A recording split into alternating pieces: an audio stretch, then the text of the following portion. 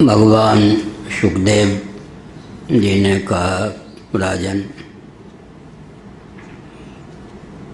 पति और पत्नी दंपति जिनको कहते हैं, इनमें कोई भी कार्य किसकी के द्वारा संपादित हो तो दोनों को उसका फल प्राप्त होता है, क्योंकि पत्नी अर्धांगिनी कही गई है।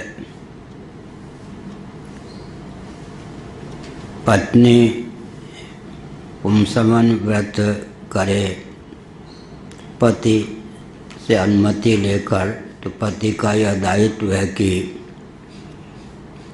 उसकी आराधना में, उसके व्रत में सहभागिता का परिचय दे।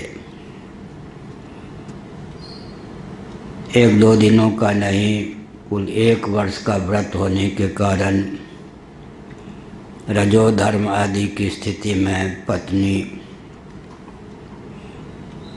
इस व्रत का पालन नहीं कर सकती। ऐसी स्थिति में पति का यह दायित्व है कि वह पत्नी के द्वारा जिस व्रत का प्रारंभ किया गया है उन दिनों उसका संपादन करे। समाहितः शांत चित्त से संयम का परिचय देते हुए पति पत्नी के द्वारा प्रारंभ किए गए व्रत का निर्वहन उन दिनों करे। विष्णोर्व्रतमिदं बिभ्रन्न विहन्यात् कथंचन।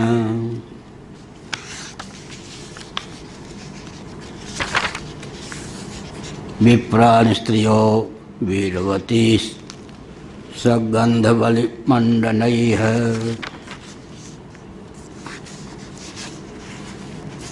विष्णोर्व्रतमिदं, यह भगवान विष्णु से संबद्ध व्रत है। ना विहन्यात् कथंचन, व्रत का प्रारंभ करके बीच में इसे छोड़ देना सर्वथा अनुचित है। भर्तृहरि जी ने नीति शतक के माध्यम से यह भाव व्यक्त किया कि जो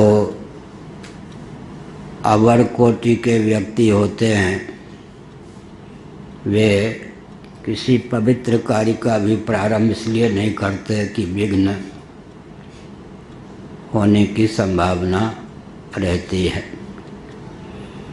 मध्यम कोटि के व्यक्ति वे हैं जो व्रत का प्रारंभ तो कर देते हैं, परंतु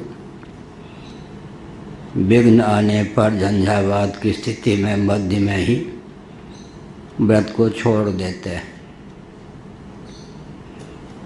या कोई दूसरा व्रत प्रारंभ कर देते हैं मन की चंचलता के कारण।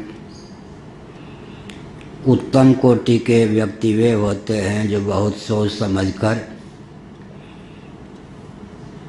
व्रत का प्रारंभ करते हैं, लेकिन बार बार विघ्न आने पर भी विचलित नहीं होते, धैर्यपूर्वक उत्साहपूर्वक उस व्रत का निर्वाह करते हैं। न विहन्यात् कथंचन, किसी भी परिस्थिति में इस व्रत का परित्याग न करे, अर्थात मध्य में न छोड़े। 1-2 दिन का व्रत नहीं, 1 वर्ष से कुछ अधिक दिनों का व्रत बताया गया है। जब तक इसमें पूरे परिवार की सहभागिता न हो, विशेषकर पति की सहभागिता न हो, तब तक इस व्रत का अनुष्ठान हो ही नहीं सकता है।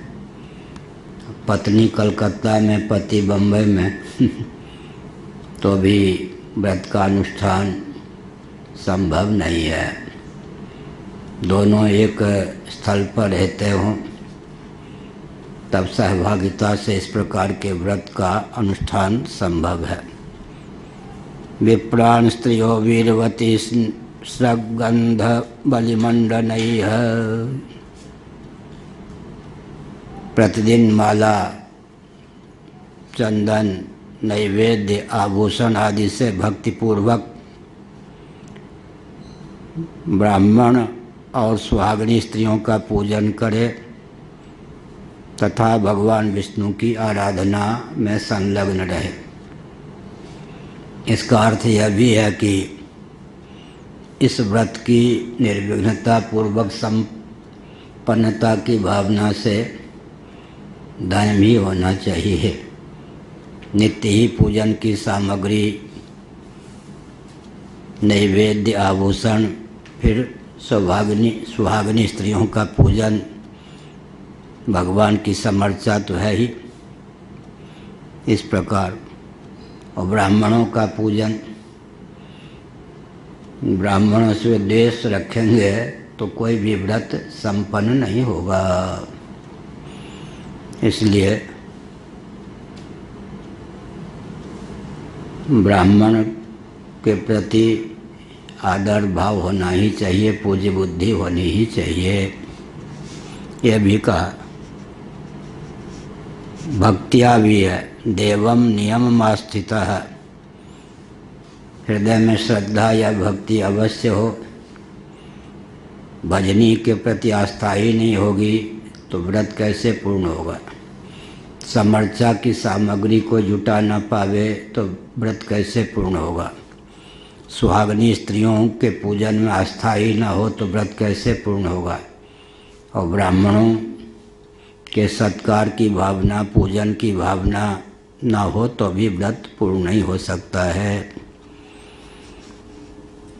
उद्वास्य देवं स्वेधाम्नि तन्निवेदितमग्रतः अद्यादात्मविशुद्ध्यर्थं सर्वकामर्धये तथा। उसके बाद जब आवाहन होता है तो आराधना की पूर्ति के पश्चात विसर्जन भी होता ही है। भगवान को अपने धाम में पधरा दे अर्थात विसर्जन करे। आवाहन और विसर्जन।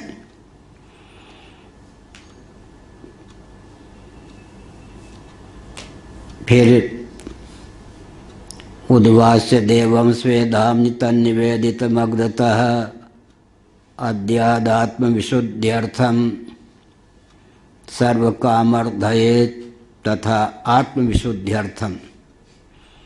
आत्मा का अर्थ यहाँ पर अंतःकरण है। देहेंद्रीय प्राणांतःकरण की शुद्धि आवश्यक है। उन्हें जो निवेदित किया है, भगवान को निवेदित सामग्री, उसका वो प्रसाद समझकर ग्रहण करे। क्यों करे? इसमें हेतु दिया कि आत्मशुद्धि की भावना से। आत्मविशुद्ध्यर्थम, आत्मा की विशुद्धि माने भगवान के प्रसाद का विधिवत सेवन करने पर देहेंद्रीय प्राणांतःकरण का शोधन होता है और अभीष्ट जो फल है उसकी समुपलब्धि भी होती है। दो प्रयोजन। भगवान को निवेदित सामग्री प्रसाद समझकर सेवन करने पर अंतःकरण की शुद्धि होती है। आत्मविशुद्ध्यर्थम का अर्थ हुआ देहेंद्रीय प्राणांतःकरण में विशेष प्रकार की दिव्यता का आधान होता है। महायज्ञश्च यज्ञश्च ब्राह्मीयम क्रियते तनु, मनुस्मृति का वचन है। भगवान शंकराचार्य भी अपने भाष्यों में से समुद्धृत करते हैं और यह वचन पूज्य गुरुदेव धर्म सम्राट श्री करपात्र महाभाग को बहुत ही प्रिय था। महायज्ञश्च यज्ञश्च ब्राह्मीयम क्रियते तनु, यज्ञों के द्वारा, महायज्ञों के द्वारा उपलक्षण है अंगन्यास के द्वारा, करन्यास के द्वारा, भूशुद्धि के द्वारा, भूत शुद्धि के द्वारा, भगवान नामामृत सेवन के द्वारा ब्राह्मी तनु की प्राप्ति होती है। ब्रह्म साक्षात्कार या ब्रह्म की अभिव्यक्ति के अनुकूल देहेंद्रीय प्राणांतकरण में दिव्यता का संचार होता है। शक्तिपात के लक्षण शिव पुराण आदि में दिए गए हैं। 15 वर्ष 16 वर्ष पहले योग पर कुछ लिखने का विचार हुआ, तो जहाँ तक ध्यान है 9000 संस्कृत में सूत्र लिखे गए थे। डायरी में कहीं कहीं छिटफुट होंगे वो। महामहोपाध्याय श्री जयमंत मिश्र जी ने आद्यंत उन सूत्रों को देखा था। शक्तिपात पर भी जहाँ तक ध्यान है उसमें 100 सूत्र थे बने। अब कभी संयोग सधेगा तो 9000 सूत्रों का तो केवल अर्थवीकरण बहुत मोटा ग्रंथ हो जाएगा। 555 सूत्र ब्रह्म सूत्र में है, 195 सूत्र योग दर्शन में है, तो 500-700 सूत्रों में उसे निबद्ध करेंगे। समय मिला संयोग सधा तो शिव पुराण में शक्तिपात का लक्षण दिया गया। 2 प्रकार से शक्तिपात का वर्णन किया गया है। जैसे दावानल की अभिव्यक्ति होती है। वृंदावन में दावानल कुंड ही है। भगवान ने 2 बार दावानल का पान किया था। हम ऋषिकेश में रहते थे तो गंगा पार स्वर्गाश्रम की ओर वेणु के संघर्ष से गर्मी के दिनों में दावानल की प्राप्ति होती थी।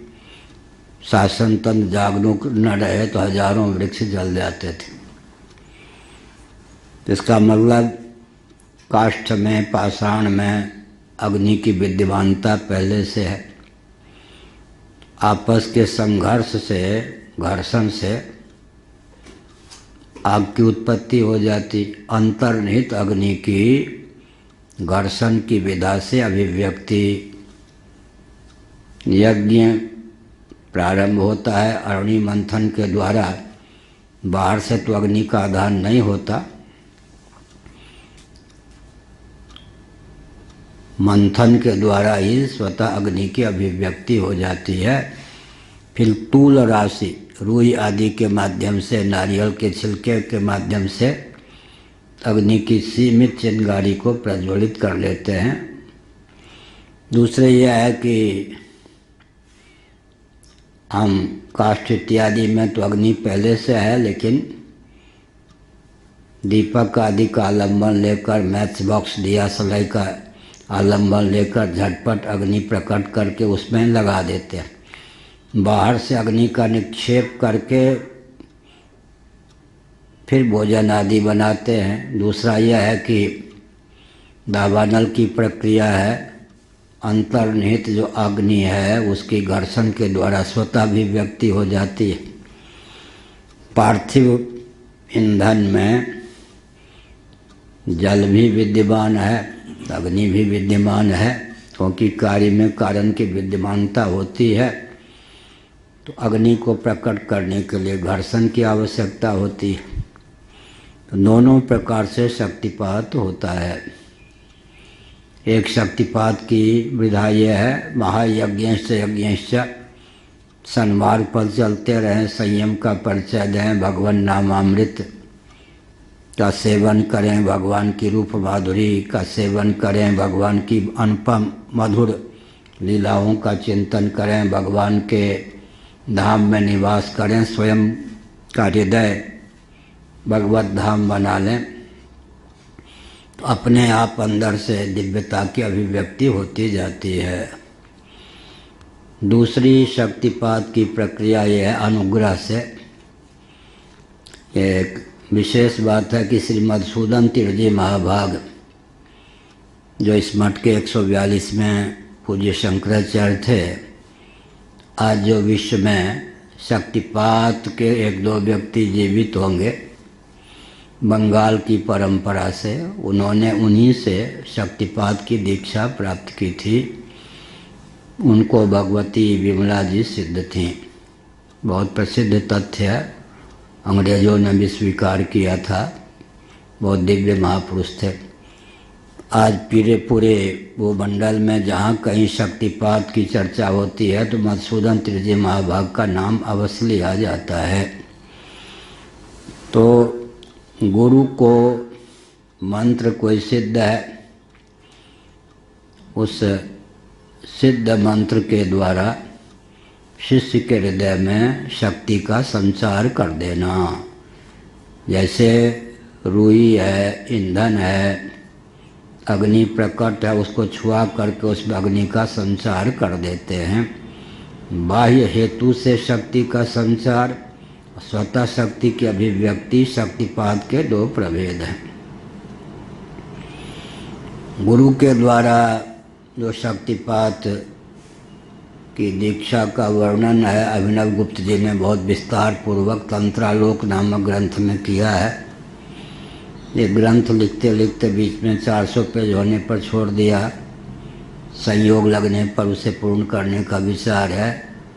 मंत्र तंत्र यंत्रादि परिशीलन, उसमें यह भी विचार है कि लगभग 100 तंत्र के ग्रंथ का अनुशीलन करके फिर वेदांत दर्शन आदि का जो ज्ञान भगवान ने दिया है उसके आधार पर एक तंत्र का उज्ज्वल ग्रंथ प्राप्त हो। अभिनव गुप्त जी ने जो तंत्रालोक में जो 7-8 खंडों में सुलभ है अपने पास है, कुछ गुरुदेव से उसके एक अंश का अध्ययन भी हमने किया था। बहुत गंभीर तंत्र पर ग्रंथ है, उसका सारांश भी उसमें सन्निहित करने का विचार है। भगवान के ऊपर निर्भर है कब संयोग प्राप्त होता है। तो हमने कहा कि गुरुओं के अनुग्रह से जो शक्तिपात की बात चलती है उसमें शिष्य अधिकारी हो तब वो शक्ति को पचा पाता है। शिष्य में भी क्षमता होनी चाहिए। जैसे रेल की पटरी मजबूत है तब तो रेल के भार को सहने में समर्थ है। इसी प्रकार से बाहर से जो शक्तिपात की प्रथा है उसमें शिष्य में इतनी योग्यता होनी चाहिए कि वो शक्ति को पचा सके। यह अभिनव गुप्त जी ने तो शक्तिपात का यहाँ तक वर्णन किया है कि अगर कोई शिष्य चाहे कि ज्ञानोत्तर उनके यहाँ जो ज्ञान की विधा है उस विधा से ज्ञानोत्तर जीवन न रहे, आत्महत्या के बिना तत्काल ज्ञान हुआ, शरीर भी छूट जाए। जैसे परीक्षित की आयु समाप्त होने वाली थी, देवलोक से भगवान सुखदेव की कृपा से ज्ञान प्राप्त हुआ और उसी समय प्रारब्ध का क्षय भी हो गया। स्थित्वा स्यामंत काले पी ब्रह्म निर्वाण मृच्छति। इसी प्रकार देवहूति की भी स्थिति यही थी। तो फिर गुरु इस ढंग से शक्तिपात करे कि लेशा विद्या जिसको हम कहते हैं, प्रारब्ध का उपादान कारण वो इतने बलवती शक्ति हो कि उसके प्रभाव से शेष प्रारब्ध भी उसी क्षण नष्ट हो जाए। कुछ गुरुदेव पढ़ा रहे थे, मुसलगांवकर जी बहुत बड़े विद्वान मनीषी विविध शास्त्रों के, वो पढ़ रहे थे। मैं भी बैठता 9 से 12 तक, फिर 12 से 1 तक 4 घंटे नित्य गुरुदेव से पढ़ता। उसमें जब गुरुदेव ने इस प्रकार पढ़ाया तो मैंने कहा कि फिर गुरु कैसे जीवित रहे। उनको जो गुरु ने शक्तिपात की दीक्षा दी तो उस समय गुरु चेला मर ही गए होते तो आज वो अपने शिष्य को कैसे देते। तो महाराज मुस्कुराए। उन्होंने कहा अच्छा प्रश्न किया। अगर शिष्य चाहे तो शक्तिपात इतनी बलवान होता है इतना कि शक्तिपात होते ही शिष्य का प्रारब्ध भी जो 25, 30, 50 वर्ष का, 5 वर्ष का, 5 दिन का जो शेष है वो भी उसी समय नष्ट हो जाए। तो शक्तिपात के विविध प्रभेदों का वर्णन है। तो यहाँ कहा गया कि भगवान का जो प्रसाद है, निवेदित प्रसाद, यथा योग्य वितरण करके स्वयं सेवन करना चाहिए, क्योंकि जो आराधना की गई उस आराधना से प्रबंधित जो भगवान होते हैं उन्हें जो निवेदित की जाती है सामग्री भोग लगाने के लिए, भगवान तो दृष्टि मात्र से, भावना मात्र से पत्रम पुष्पम फलम तोयम की बात है ग्रहण कर लेते हैं, लेकिन उस प्रसाद में वो क्षमता होती है कि उससे देहेंद्रिय प्राणांतकरण का शोधन भी होता है और मनोरथ की प्राप्ति भी हो जाती है। जैसे पहले आया पुंसमन व्रत का पालन करने पर पति जब चरु देता है, पत्नी उसको ग्रहण करती है, उस चरु में ही वो क्षमता होती है, उसके बल पर वो गर्भवती हो जाती है। ये तो स्थूल पदार्थ चरुवादी हैं, उनसे सूक्ष्म पदार्थ कौन है? मंत्र। ये तो द्रव्य हुए ना, लेकिन मंत्र के माध्यम से भी संतान की उत्पत्ति होती है। सबसे अधिक सूक्ष्म ऊर्जा किसमें संपन्न है? मंत्र में, शब्द में। शब्द से बढ़कर कोई शक्ति क्या होगी? शब्द क्या अर्थ हुआ? वही माया है। गोपाल उत्तर तापनी उपनिषद के अनुसार भगवान से अव्यक्त की उत्पत्ति होती है, उस अव्यक्त को ही ओंकार रूप माना गया है। शब्द ब्रह्म, पर ब्रह्म से जो प्रथम शब्द ब्रह्म की अभिव्यक्ति है उसी का नाम माया है। सीतोपनिषद में प्रणवत्वात् प्रकृति ही, भगवती सीता जो है प्रणवात्मिका, शब्द ब्रह्मात्मिका हैं। गिरा अरथ जल बीच जिम कहियत भिन्न न भिन्न, वंदों सीता राम पद जिन्हें परम प्रिय खिन्न।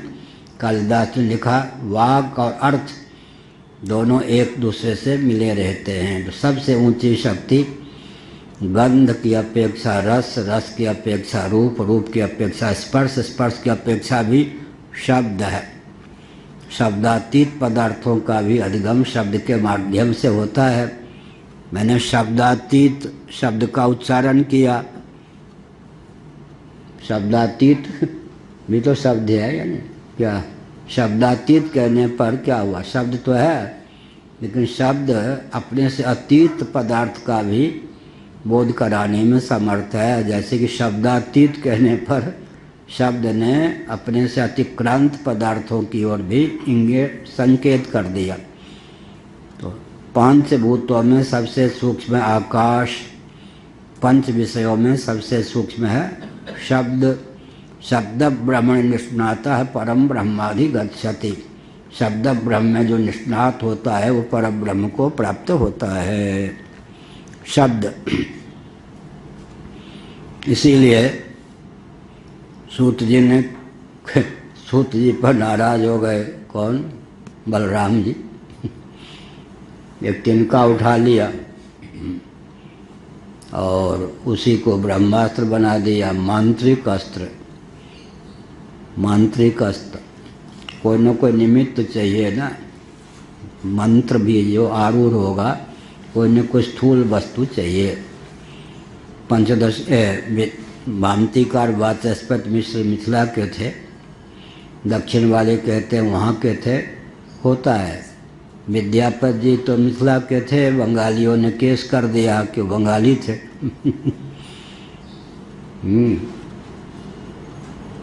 लेकिन रविन्द्रनाथ टैगोर के लेख में एक जगह मिल गया मैथिलों को कि विद्यापति मैथिल थे। रविन्द्रनाथ टैगोर का वचन फिर कोर्ट में प्रस्तुत किया गया तो मिथिला के व्यक्ति जीत गए। मंडन मिश्र को भी कहीं और ले गए लोग, भामतीकार वाचस्पति मिश्र जी के। लेकिन बच्चा जहाँ ऐसा बस थोड़े थोड़े किलोमीटर दूरी पर इन सब का घर स्थान है। तो उन्होंने भूतसप्पा का वर्णन किया है। इसको मैथिली में कहते भूतसप्पा, संस्कृत में भामती ग्रंथ में। भूतसप्पा माने भूत को सर्प बना देना। जो मंत्र के द्वारा भूत को सिद्ध करने वाला होता है या वाली होती है, वो आप कुश के आसन पर बैठे हैं, मुझे 5 बार मांत्रिक सर्प से डसाया गया है। 5 बार, 1 बार नहीं, 2 बार नहीं, 5 बार मांत्रिक सर्प से डसाया गया। 4-5 बार सचमुच के सर्प ने डसा, 1 बार विषखोपड़ा ने डसा। तो किसी ने बताया, यहीं पर लेटे थे, कमरे का रूपावर था, महाराज पंडित तेरे विद्वान, महाराज इनका भी जीवन देखिए, 5 बार सर्प ने डसा है, कितना पापी होगा यह व्यक्ति, 5 बार सर्प ने डसा। अब विद्वान तेरे बुरा न मानो, बोली हम भी हंसे, सहानुभूति नहीं, पापी कितना होगा ये व्यक्ति जिसको 5 बार सर्प ने डसा। ये नहीं कहा कि बचबक कैसे गया। अरे अरे, पूज्य गुरुदेव को किसी ने सुना दिया, वो कृष्णानंद महाराज, महाराज इनको तो कांच दिया गया विष, महाराज बहुत गंभीर हो गए, कांप गया उनका सिर। अच्छा, फिर एकांत में कहा कि अगर उनको बता दिया कि उन्होंने, कृष्णानंद जी महाराज ने, किसी संत के यहाँ ऐसी घटना हुई हो तो संत के आश्रम का और संत का नाम मत लेना, संत समाज पर लोग उंगली उठाएंगे। क्या हो गया, हो गया, बात ठीक है। पूरी गुरुदेव कांप उठे, इतनी यातना तुमको मिली है। लेकिन महाराज ने कहा कि कितना पापी होगा ये कि 5 बार सर्प ने डसा। तो हमने संकेत किया है कि विषखोपड़े का विष कैसा होता है, कितनी वेदना होती है, सर्प डस लेने पर क्या दशा होती है, कांच किसी को दे दिया जाए तो कैसे सब क्षत विक्षत शरीर हो जाता है, विष किसी को दे दिया जाए तो बस क्या दुर्दशा होती है। इस सब का अनुभव भी है, पाप से सही या पुण्य से सही। तो हमने संकेत किया कि यह जो प्रसाद है इसमें कि अभिमंत्रित होने के कारण, तो भूत सप्पा माने किसी ने भूत को पाल रखा और एक तिनका आप कुश के चटाई पर बैठे हैं, उसी कुश का कुछ अंश उस पर वो भूत को, अदृश्य भूत को प्रेरित करके उसमें सन्निविष्ट कर दे कोई मांत्रिक, वो आपको डस लेगा तो सर्प का विष चढ़ जाएगा। उसको दवा आदि से कोई उतार नहीं सकता, मंत्र के द्वारा ही उसको जिलाया जा सकता है व्यक्ति को। अथवा मांत्रिक सर्प होता है, मंत्र के द्वारा ही व्यक्ति ने क्या किया, एक तिनके में सर्प का सन्निवेश कर दिया, दिखाई पड़ेगा तिनका, वो हमने देखा ऐसे ऐसे हिलते क्यों डंक मार दिया हमको। और सर्प के जो दांत के चिन्ह होते हैं वो भी मुझे मालूम है, ऐसे 2 बार वो चिन्ह लग गया। दशा किसने, उसका एक अंश ने, लेकिन वो सर्प के सारे लक्षण उसमें आ गए। सर्प अदृश्य होने पर भी एक तिनके में उसका मांत्रिक सर्प का आवाहन करके दशा दिया गया। तो मंत्र को भी प्रकट होने के लिए यंत्र चाहिए। यंत्र माने स्थूल, ऐसे ब्रह्मास्त्र इत्यादि जो हैं, अहिर्बुद्ध संहिता, सूत संहिता आदि का अध्ययन करें, सब गायत्री मंत्र के आनपूर्वी से बनते हैं। वो मंत्र तो आज भी लिखे हैं सूत संहिता में, अहिर्बुद्ध संहिता में, लेकिन अपने आप कोई प्रयोग करे तो बंटाढार हो जाएगा, वो सिद्ध करने की बात है। तो सबसे अधिक क्या शक्ति हुई, शब्द की शक्ति अचिंत्य है। बताया कई बार, पूज्य गुरुदेव ने हमको बताया था,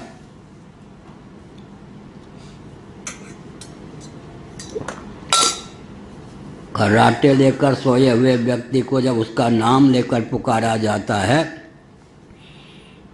तो नाम सुनकर तो जगेगा कैसे, नाम सुन लेगा तो जगा हुआ सिद्ध होगा, सोया हुआ नहीं। जगने के बाद नाम सुनेगा तो नाम जगाने वाला सिद्ध नहीं होगा, प्रयोजन ही नहीं।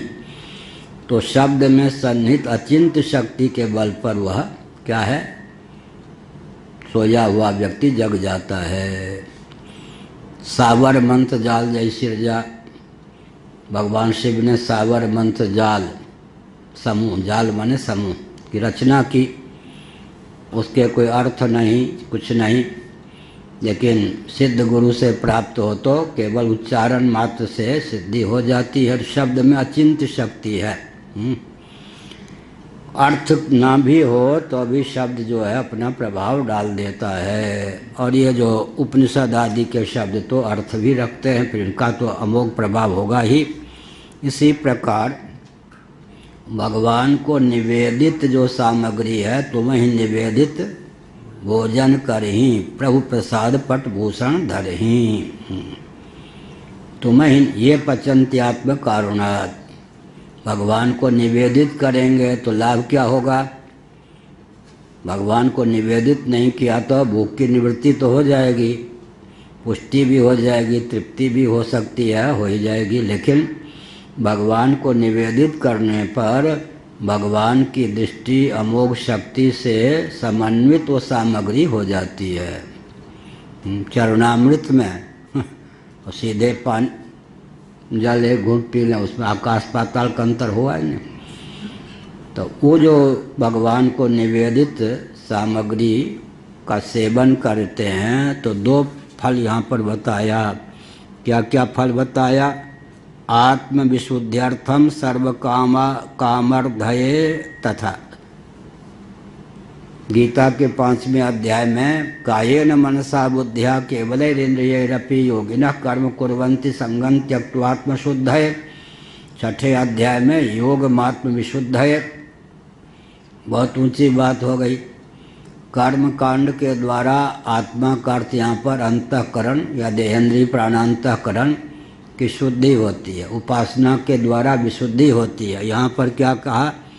आत्म विशुद्ध्यर्थम, भगवान के द्वारा भगवान को भोग लगाकर जो सामग्री प्राप्त हो उसका सेवन करने पर अंतःकरण या देहेंद्रीय प्राणांतःकरण विशुद्ध हो जाते हैं, अर्थात कर्म उपासना का फल मिल गया। कितना सुगम है। लेकिन ब्रज की कथा है, एक ये सब थे गौड़ी संप्रदाय के संत जीव गोस्वामी आदि ब्रजवासियों के यहाँ रोटी के टुकड़ा ले आते थे, उसी को भोग लगाते और पाते। अब छैल छबीले नटनावर श्री कृष्ण माखन वाले ठहरे। एक दिन कहा है कुछ नमक तो कम से कम मान लिया कर, हम मक्खन खाने वाले यशोदा जी के लाला, तो बेझर की रोटी बिना नमक, सब्जी की बात तो मट्ठे की बात, दही दूध की बात तो छोड़ दीजिए, ऐसे पानी में डुबा के पा लेता है, हमको पहले निवेदित करता है। तो क्या कहा मालूम है? देखो आप तो समर्थ हो, मुझे चटोरा मत बनाओ अपने नाम पर। मुझे चटोरा मत बनाओ अपने नाम पर। क्या मतलब हुआ? कल तुम्हारे नाम पर सही, अपने नाम पर नमक मांगूंगा, परसों फिर मक्खन के थोड़े माई थोड़े मक्खन का टुकड़ा भी रख दे, चौथे रोज फिर माँ। तो फिर बनवा दिया, भगवान के मंदिर आदि बन गए, यजमान को चेता के भगवान ने बना लिया। लेकिन भगवान के लिए सारे भोग अपने वही। इसका मतलब है तुम्हें निवेदित भोजन करी है तो ठीक है, भगवान के नाम पर भी हम चटोरे न बन जाएं। क्या आज हो जाए भाई? हाँ, क्या क्या 56 भोग सब ठीक है। भगवान को भोग लगाने, ये सब इतने बड़े त्यागी थे, भगवान को भोग लगवा के बांट देते थे, लेकिन अपने लिए वही बेझर की रोटी भगवान को भोग लगा के। तो एक बार पूज्य गुरुदेव प्रवचन कर रहे थे, कुंदकली के से भी अधिक कोमल भगवान के दांत हैं। प्रवचन के बाद व्यास नंदन वृंदावन वाले ने रो के कहा मेरे सामने, महाराज बहुत कष्ट हुआ आज आपका प्रवचन सुन के। क्या कष्ट हुआ रे? भगवान के दांत इतने कोमल हैं, मैं तो चना का भोग लगाता हूँ, दांत ही टूट जाएंगे तो क्या होगा? महाराज खूब हंसे, हाँ ठीक का भाई, बढ़िया। जब भगवान को चना का भोग लगाओगे तो उनके जो दांत इतने सुकोमल हैं, उससे भी अधिक सुकोमल हो करके चना भगवान के पास पहुंच जाएंगे। क्या यज्ञ आदि का क्या है, यज्ञ में क्या क्या सामग्री डालते हैं, विधिवत तिल है, जौ है, ये सब, और क्या है, चंदन का टुकड़ा है, ईंधन के टुकड़े हैं, ये सब ईंधन है। हमको अगर दे दिया जाए तो प्रसन्न होंगे या नाराज होंगे? लकड़ी का टुकड़ा खाने के लिए दिया, सापे दे देंगे। लेकिन वो क्या है, मंत्र, विधि, भावना, अग्नि के प्रभाव से तत्त देवताओं की सामग्री बनकर आहार, तत्त देवताओं का आहार बन के उनके पास पहुंच जाता है। ये वैदिक कर्मकांड की विधा है ना। क्या इसीलिए अर्थशास्त्र की गोष्ठी में, कल भी गोष्ठी में मैंने कहा कि 99% अर्थ का स्रोत तो आजकल लोगों को मालूम ही नहीं है। देश आर्थिक दृष्टि से समृद्ध कैसे होगा जब कर्मकांड में आस्था नहीं? कर्मकांड का लोप करा दोगे, लोप हो ही रहा है, उपासना कांड का लोप हो जाएगा। अर्थ के सारे स्रोत तो 99% कर्म उपासना में सन्निहित हैं। 1% जो स्रोत है उसके भी सदुपयोग की योग्यता नहीं रह गई है। तो वो जो तुम्हें ही निवेदित भोजन करें, उसमें क्या होगा? एक तो अंतःकरण की शुद्धि होगी, विशुद्धि होगी। दूसरा क्या है, मनोगत जो कामना है, भावना है, उसकी भी पूर्ति होगी। दो फल मिल जाएंगे। अभीष्ट फल की सिद्धि भी हो जाएगी, अंतःकरण की विशुद्धि भी हो जाएगी। सर्वथा निष्काम है तो फिर क्या कहना, भगवत प्राप्ति का वानक शीघ्र बन जाएगा। उद्वास्य देवं स्वेधाम्नि तन्निवेदितमग्रतः अद्यादात्मविशुद्ध्यर्थं सर्वकामर्धये तथा। बहुत चाव भाव आस्था पूर्वक क्या करे, भगवान को निवेदित किया हुआ प्रसाद ग्रहण करे। उससे क्या होगा, अंतःकरण विशुद्ध होगा, सब प्रकार के जो मनोरथ हैं उनकी पूर्ति भी हो जाएगी। सामग्री में अंतर है या नहीं? एक बूंद अमृत ही पर्याप्त है व्यक्ति को अमर बनाने के लिए, हजारों वर्ष की आयु देने के लिए।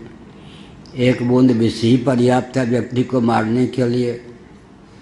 अब भगवान को निवेदित किया है तो क्या हो गया, भगवान की दृष्टि, भगवान देवता तो ग्रहण भक्ष होते हैं ना। भगवान ने पा लिया भावना के योग से, तो वो जो प्रसाद है उसमें भगवान की दृष्टि से भगवान को भोग लगाया, इसके प्रभाव से क्या होगा, दिव्य शक्ति का संचार होगा। देहेंद्रिय प्राणांतःकरण में दिव्यता की स्फूर्ति होगी। यह अभिप्राय है। बाहर से रोटी ही क्यों ना हो, लेकिन उसमें दिव्यता का आधान हो जाएगा। एक विचित्र बात है, कोई अत्यंत भूख से कातर व्यक्ति भोजन करते हुए देख ले, आप उसको कुछ हिस्सा न दें तो उसकी जो ललचाई हुई दृष्टि है वो भोजन पे अपना प्रभाव डाल देगी या नहीं? यहाँ तक लिखा गया है कि अपनी पत्नी भी भोजन परोस रही हो तो उसको माँ की दृष्टि से समय देखिए। पत्नी की दृष्टि से देखेंगे तो वो भोजन जो है क्या टिकेगा नहीं शरीर में, वो भोजन जो है स्खलित हो जाएगा। इसलिए यहाँ तक लिखा है भाव, भोजन बनाने वाली पत्नी, माता क्यों कहते हैं, भोजन माँ बनावे तो वात्सल्य रस में उसमें होता है। पत्नी भोजन बनावे, पत्नी भोजन परोसे, भोजन परोसते समय अपनी पत्नी को भी पत्नी बुद्धि से मत देखिए, मातृ बुद्धि से देखिए, तब जो वो भोजन होगा वो वरदान स्वरूप होगा, नहीं तो शाप। इसी प्रकार से वो पत्नी भी भोजन करे, भोजन परोसे, तात्कालिक उसमें वात्सल्य भाव का उद्रेक हो। एक बेटा या एक बेटी हो जाए तो पत्नी की मातृ संज्ञा हो गई या नहीं? मातृ संज्ञा हो गई तो मतलब क्या है, पुत्र के रूप में स्वयं वो पत्नी जन्म लेती है, पुत्री के रूप में, पुत्र के रूप में स्वयं पति जन्म लेता है। एक प्रकार से पत्नी में भी मातृत्व का संचार हो गया। अब भोजन परोसते समय तो पत्नी में मातृत्व का संचार हो ही जाता है। उसी दृष्टि से तो भोजन परोसने वाला, बनाने वाला, भोज्य पदार्थ की सामग्री और भगवान को निवेदित, इन सब के योग से एक ही अन्न में कितनी मारकता का संचार हो सकता है, कितनी तारकता का संचार हो सकता है, इस पर भी विचार करने की आवश्यकता है। तो हमने बताया कि वस्तु तो है, एक तिनके को ही ब्रह्मास्त्र भी बनाया जा सकता है। एक तिनका किसी पे फेंक दें तो क्या चोट लगेगी, लेकिन तृण को ही मंत्र के योग से ब्रह्मास्त्र बनाया जा सकता है, वायव्यास्त्र, वरुणास्त्र आदि बनाया जा सकता है। इसी प्रकार सामान्य रोटी को भी अमृत के समान या उससे भी बढ़कर दिव्यता से संपन्न बनाने की विधा है उपासना में।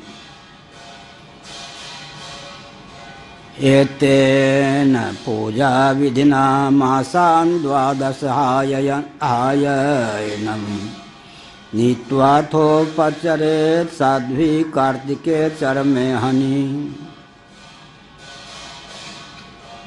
साध्वी पतिव्रता देवी इस विधि से, जिसका वर्णन किया गया, 12 महीने तक पूरे साल भर इस व्रत का पालन करे। बोल कौन रहे हैं? जो गृहस्थ नहीं, सुखदेव जी, लेकिन सब धर्म का वर्णन कर रहे हैं। यानी इसका मतलब क्या है, ब्रह्मचारी को भी पूरा शास्त्र का विज्ञान होना चाहिए। मार्गशीर्ष की अमावस्या को उद्यापन करे। प्रतिपदा से प्रारंभ किया था, इधर अमावस्या को उद्यापन कर ले, उपवास करे, पूजन आदि करे। चरमे हनि, कार्तिकेय चरमे हनि। यहाँ विचित्र बात है, कार्तिकेय चरमे हनि का अर्थ मार्गशीर्ष की अमावस्या कैसे करें, पूर्णिमा क्यों न करें? शुक्लादि मासानुसार गणना है शास्त्रों में। अब ये जो उत्तर प्रदेश आदि हैं, उड़ीसा की स्थिति क्या है मुझे मालूम नहीं, वहाँ पर अमावस्या को महीना का अंत मानते हैं, लेकिन ज्योतिष और महाभारत आदि जितने ग्रंथ हैं उनमें शुक्ल पक्ष से मास का प्रारंभ होता है। अमावस्या के दिन मास का अंत होता है। शुक्ल पक्ष में जो नाम लेंगे वही नाम इधर भी लिया जाएगा, दक्षिण भारत में भी, लेकिन कृष्ण पक्ष में नाम बदल जाएगा, आश्विन के स्थान पर कार्तिक हो जाएगा। तो कार्तिक के चरम हनि, तो मार्गशीर्ष की अमावस्या, देखिए अर्थ, कार्तिकेय चरमे हनि, और हिंदी में अनुवाद क्या किया, मार्गशीर्ष की अमावस्या। शुक्लादि मास को मानकर यहाँ कार्तिक कहेंगे तो उधर हो जाएंगे मार्गशीर्ष। एक महीना, नाम में 1 महीने का अंतर पड़ गया। अमावस्या के दिन मास की पूर्ति, हम लोग उधर कहेंगे पूर्णिमा के दिन मास की पूर्ति, शुक्लादि मास। इसीलिए जो कृष्ण पक्ष से मास का अंत मानते हैं उनके यहाँ भी ज्योतिष या पंचांग में पूर्णिमा के लिए 15 का प्रयोग होता है, अमावस्या के लिए 30 का प्रयोग होता है। इसका मतलब मानिए भले ही कृष्ण पक्ष से महीने का प्रारंभ, लेकिन शास्त्रीय दृष्टिकोण से शुक्ल पक्ष से प्रारंभ होता है। इसीलिए शुक्ल पूर्णिमा के लिए 15, अमावस्या के लिए 30 अंक का प्रयोग होता है। यह हुआ। स्वभूते पौपस्पृश्य कृष्णमभ्यर्च्य पूर्वत पयाश्रितेन गुह्याच्चरुणा सहसर्पिषा पाकयज्ञविधानेन द्वादशैवाहुतिः पतिः। अब यह 22वां है।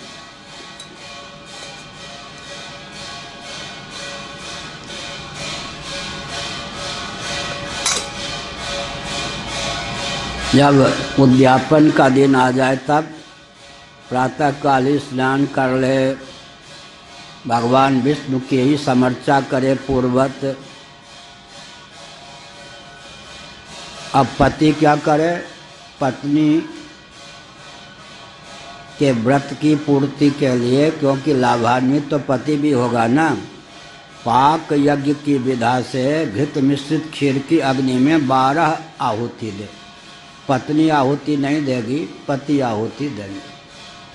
आजकल तो यजमान टूट न जाए, कर्मकांड कराने वालों को भी या मंत्र का विधि का ज्ञान हो भी तो धर्मशास्त्र का ज्ञान नहीं होता प्रायः, या दक्षिणा के लोभ में स्त्रियों से भी आहुति डलवा देते हैं, बंटा ढार हो जाता है। इसीलिए मैत्रायणी उपनिषद आदि में लिखा है, यज्ञ के समान कोई मित्र नहीं, यज्ञ के समान कोई शत्रु नहीं। स्त्री आहुति न डाले, यहाँ पर पति।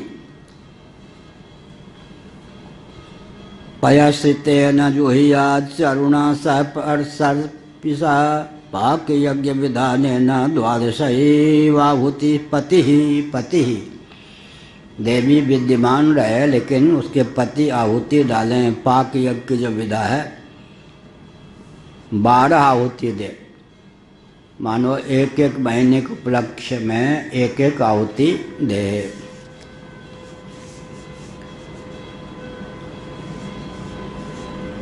आशीषा शिरसादाय दुजै प्रीतै समीरिताः प्रणम्य शिरसा भक्त्या भुंजित तदनुज्ञया।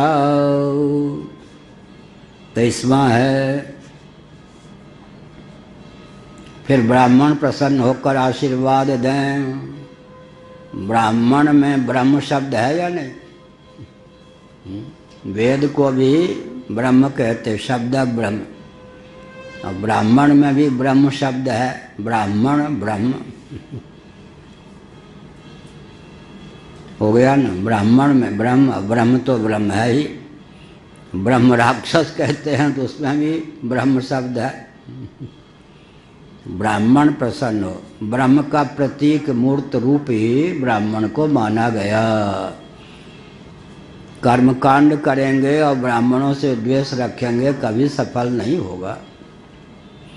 ब्राह्मणों का दायित्व है कि ब्राह्मणोचित जीवन यापन करें, लेकिन ब्राह्मण को नहीं मानेंगे तो वैदिक मार्ग में, पौराणिक मार्ग में कहीं भी गति नहीं होगी। वो आप ब्राह्मण बन जाएंगे, ब्राह्मण ना होने पर भी देवता स्वीकार नहीं करेंगे। अभी 15 दिनों से हम लगभग करें। ठीक है, सेकुलर संविधान बहुत बढ़िया, ठीक है, आप रखिए, लेकिन विचार कीजिए कि मरने के बाद कौन सा संविधान लागू होगा? कम्युनिस्टों वाला संविधान लागू होगा, भारत के सेकुलर संविधान लागू होगा, कौन लागू होगा? अगर कोई कहे यमराज के दूतों मुझे मत ले चलो, मैंने तो शरीर को आत्मा मान के सारा काम किया, मैं देहात्मवादी, तुम्हारी मान्यता यहाँ थोड़े काम करेगी। तुमने शरीर को आत्मा मान के काम किया, चेतना विशिष्ट हो, वो संविधान यहाँ लागू नहीं होगा, तुम्हें नरक में हमें ले ही जाना है। तो मरने के बाद जीवात्मा पर जो संविधान लागू होता है, जिसके आधार पर स्वर्ग या नरक भेजा जाता है, धोखे में कोई काम हो जाए देहात्मवादी से अच्छा शास्त्र सम्मत, तो स्वर्ग भी मिल सकता है धोखे में। इसलिए मैंने स्वर्ग कहा, धोखे में।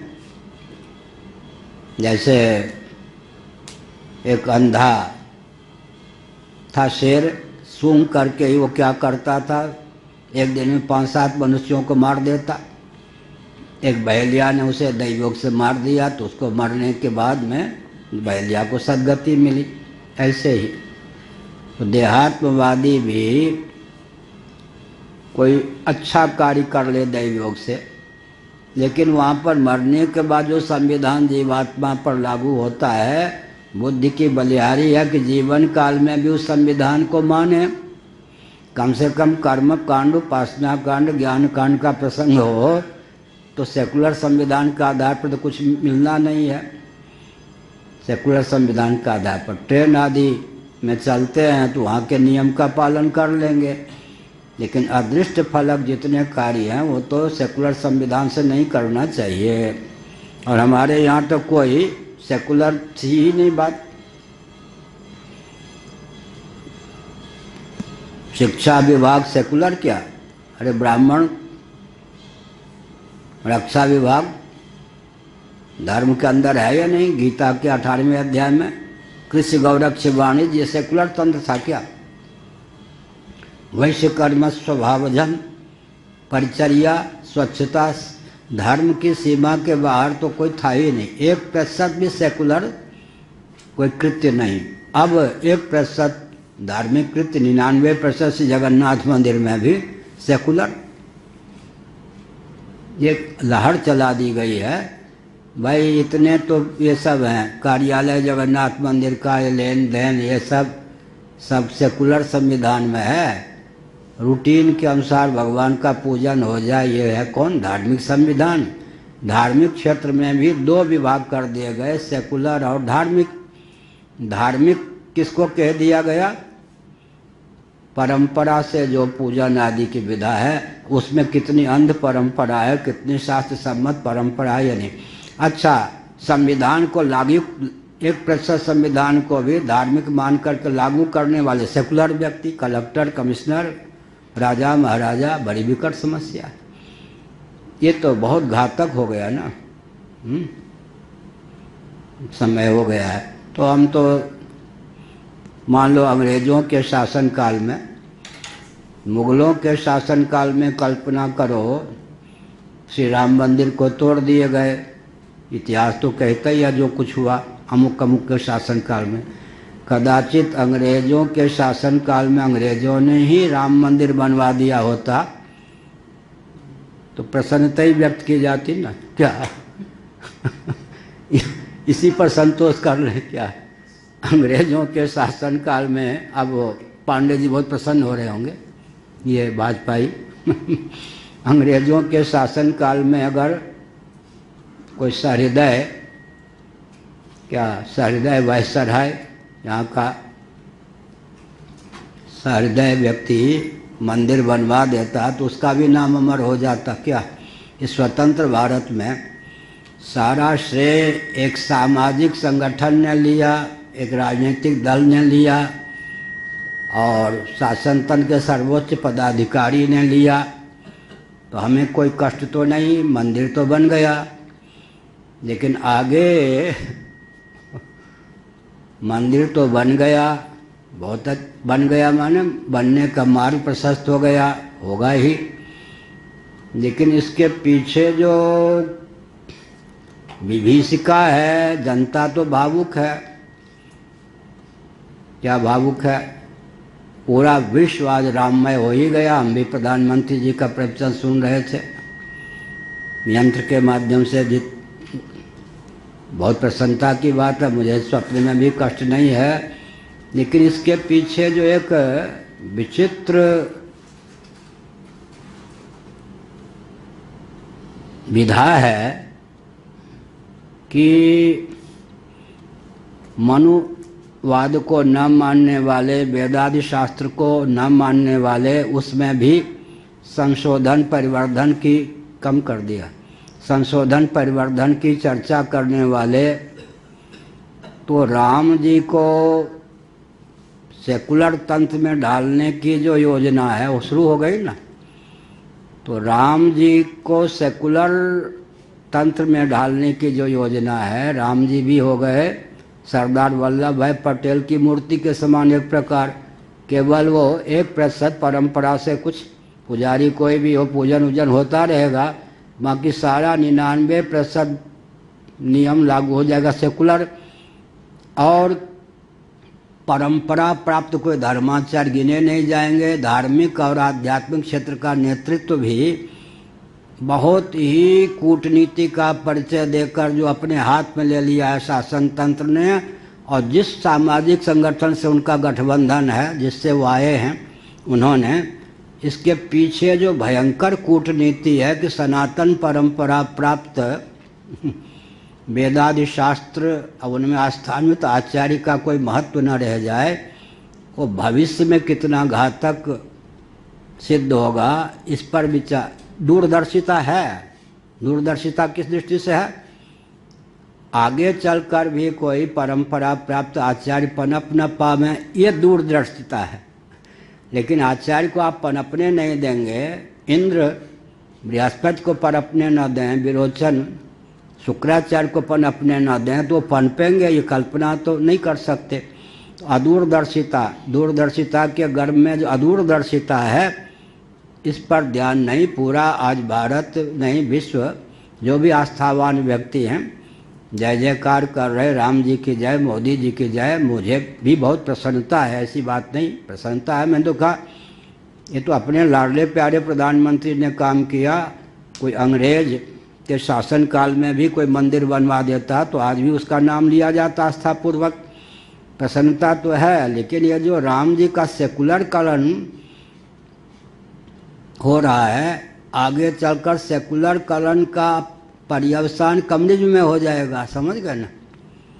क्या हम राम जी को एक आदर्श पुरुष के रूप में प्रतिष्ठित करेंगे, उनमें पुजारी आदि के वर्ण आदि का ध्यान भी न रखा जाएगा, ये कहा गया। लेकिन अंत में वो जाएगा कहाँ मालूम है? इसका पर्यवसान कहाँ होगा? जिन मूर्ति भंजकों ने, भारतीय मूर्ति भंजक, दो प्रकार के मूर्ति भंजक, नाम नहीं लूँगा, एक विदेशी तंत्र के मूर्ति भंजकों ने, लेकिन उनके आने के पहले जो भारत में मूर्तियां तोड़ी गई, भारतीय तंत्र के मूर्ति भंजकों ने। तो फिर जब मनुष्य ही मानते हैं तो फिर मंदिर बना के करोड़ों रुपये खर्च करना, भोग राग क्या? इसका मतलब कम्युनिज्म में और अंत में मूर्ति भंजकों के मनोरथ की पूर्ति में ये जो जय जयकार है उसका पर्यवसान होगा। तो हम लोगों की बात क्या है? वही बात आ गई भगवान शंकराचार्य वाली छांदोग्य श्रुति के 8वें अध्याय के भाष्य में। जो भौतिकवादी होते हैं वो आध्यात्मिक प्रतीत होने पर भी, जिनकी मान्यता भौतिकवाद की होती है, केवल वर्तमान तक वो दृष्टि रखते हैं। होता नारायण।